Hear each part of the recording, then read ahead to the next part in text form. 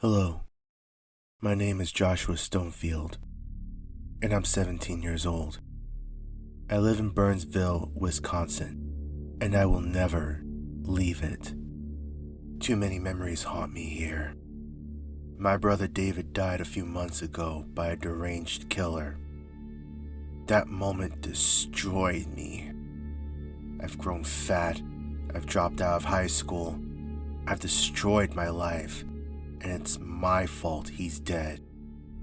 Don't call it self-blame, it's not.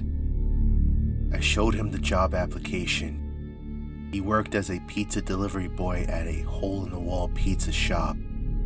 I've contemplated suicide several times, but the thought became unbearable when I thought about my mother. She'd be alone if I left this world. My dad died 10 years ago in a car accident. My mother won't last much longer, I'm presuming.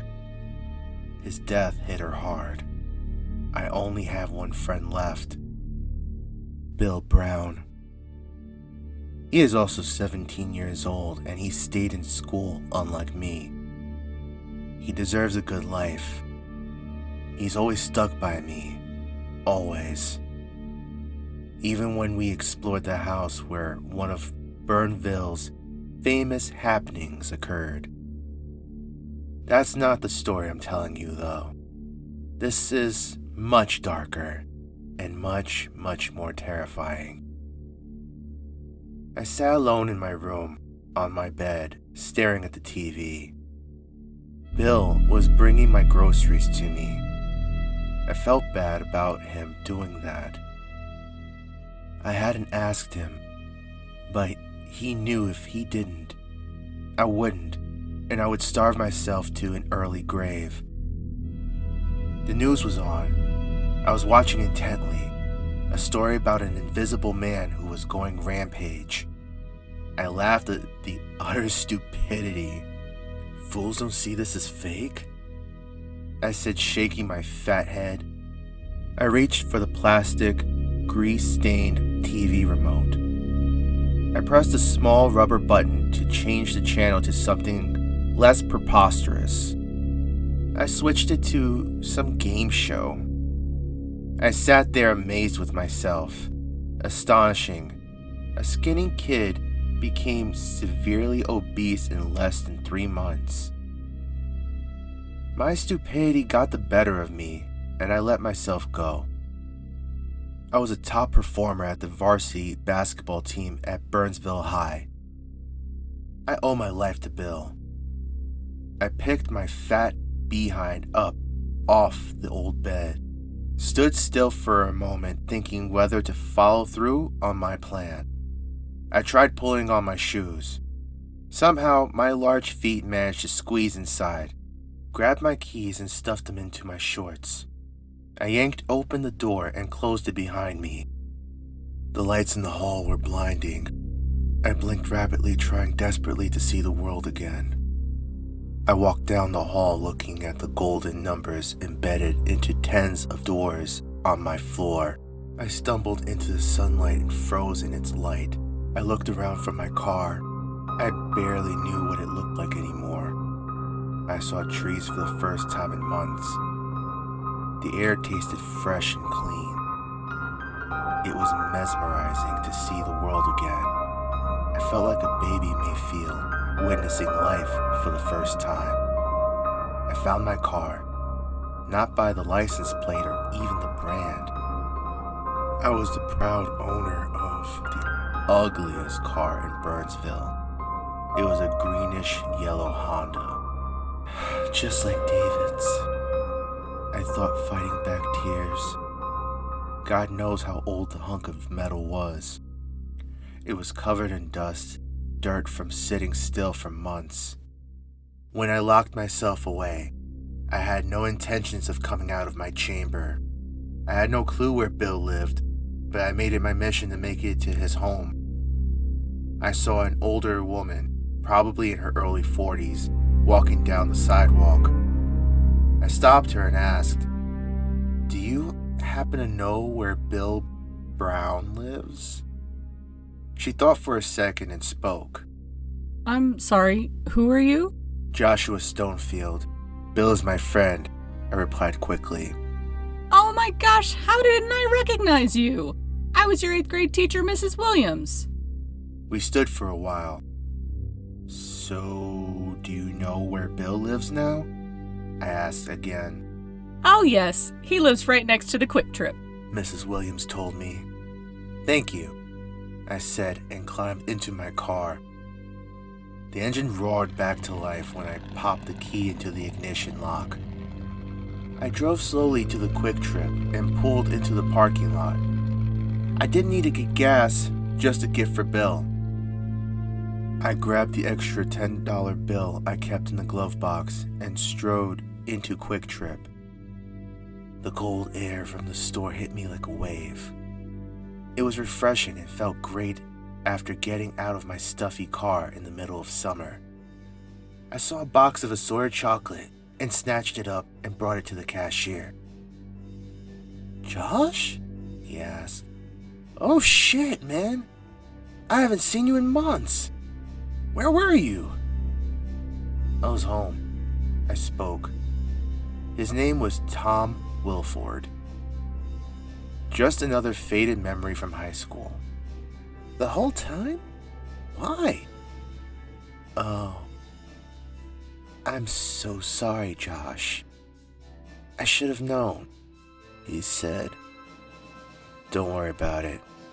Just don't say it again," I said, handing him the box of chocolate and the $10 bill. He took the money and handed the box of chocolate along with the change back to me. I walked out of the gas station without another spoken word. "That kid's been through too much," Tom thought to himself sympathetically. I walked over to Bill's from the gas station.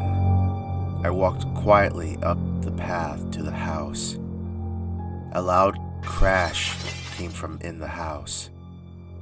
"Bill?" I shouted. No response. I rang the doorbell 3 times. I stood for a minute waiting for someone to answer, but nothing. I wanted to call the police, but my phone and internet had been shut off 2 months ago. Yet again my stupidity got the better of me and opened the door to his home. "Bill?" I called again into the house. Josh," a soft voice came from the bathroom on the 2nd level. I jogged up the carpeted steps and waited to hear the voice again. "Josh," the voice cried. I ran into the bathroom and saw Bill on the floor. His shirt was drenched in ungodly amounts of blood, and he was surrounded in broken glass from a mirror. I stood in shock. "Help me, Josh," he whimpered, grabbing my leg.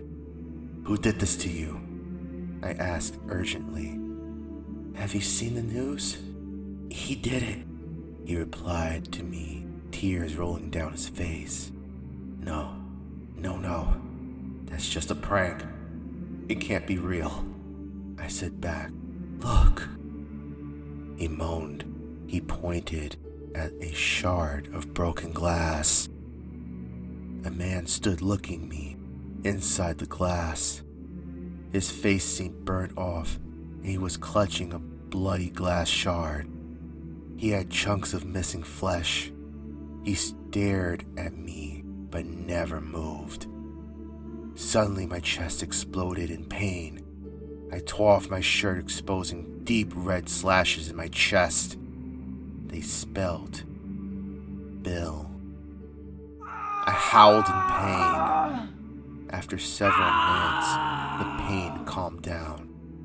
I looked back at the shard, but the man was gone.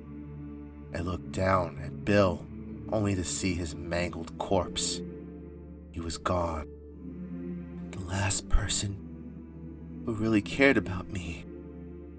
Gone.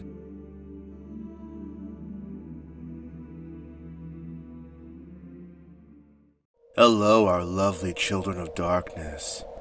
Hopefully you enjoyed this narration of The Mirror Man by Gaming Master 141. Link to the story will be in the description below. Make sure to keep your eye out for the next number for the viewers contest.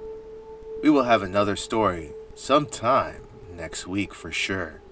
For those of you who are wondering if Decay is okay, or why she isn't in as many outros or projects, it's very wonderful and simple. She's due with our third child sometime in June.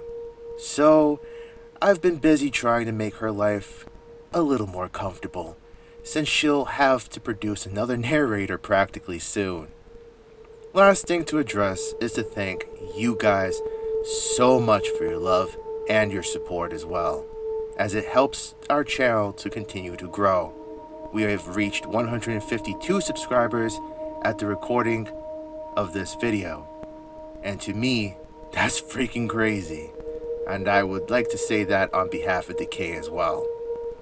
Speaking of crazy things, a big shout out goes to our lovely Darkling and Shadow Beast, Lucy Rosado and Justin Rosado. If you wish to be blessed by the Void as well, consider following us on Patreon. Every bit helps the channel to grow and gives us the ability to produce more nightmares quicker. Now isn't that just beautiful? And with that, remember, We're always watching.